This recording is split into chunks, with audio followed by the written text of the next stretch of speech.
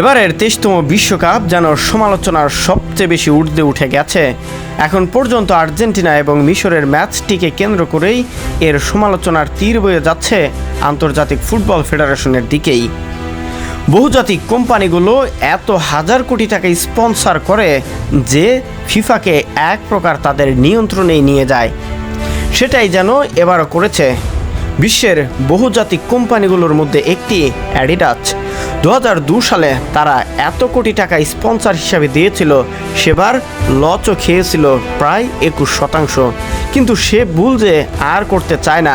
এরপর থেকে প্রতিটা বিশ্বকাপে তাদের নিয়ন্ত্রণ যেন এক প্রকার তাদের পলিসি অনুযায়ী পরিচালিত হয়ে থাকে। তাই তো বড় দলগুলো যদি বিশ্বকাপ থেকে আগেই বিদায় নিয়ে নেয়, তাহলে যে তাদের লাভের খাতা ফুরিয়ে যাবে সেটা ভালোভাবেই জানে। এবারও সেটার ব্যতিক্রম নয়। প্রায় 25,000 কোটি টাকা স্পন্সর হিসাবে অ্যাডিডাসকে দিয়েছে, আর তাদের লাভের হার হিসাবে ধরা হয়েছে 34,000 কোটি টাকা। এদের মতো আরও 5 থেকে 6টি বহুজাতিক কোম্পানি রয়েছে যেটা ফিফাকে এক প্রকার কিনে নিয়েছে এবং তাদের হাতের তালুতেই রেখেছে। সর্বশেষ এই ম্যাচটি আর্জেন্টিনা এবং মিশরের। যদি আর্জেন্টিনা হেরে যেত, তাহলে বাকি আরও যে 2 থেকে 3টা ম্যাচ আছে, কত কোটি টাকা লস হতো সেটা আপনি একবার অনুধাবন করার চেষ্টা করেন।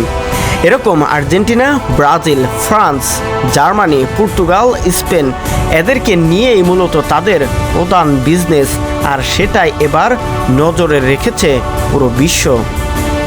এমন হলে ক্রীড়াঙ্গনে কতটা মূল্যায়ন হবে, মানুষ কতটা ক্রীড়ার প্রতি ভালোবাসা দেখাবে, সেটাই প্রশ্ন উঠেছে বর্তমান সময়ে টাকার কাছে।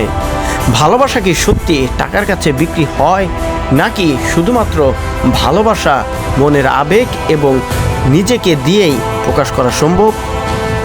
এমনটাই যদি হয়, তাহলে প্রতিটা দল এবং আন্তর্জাতিক ফুটবল ফেডারেশন এতটাই ঘৃণার পাত্র হবে যে মানুষের কাছে আর এতটা জনপ্রিয় খেলার কাতারে থাকবে না এই ফুটবল।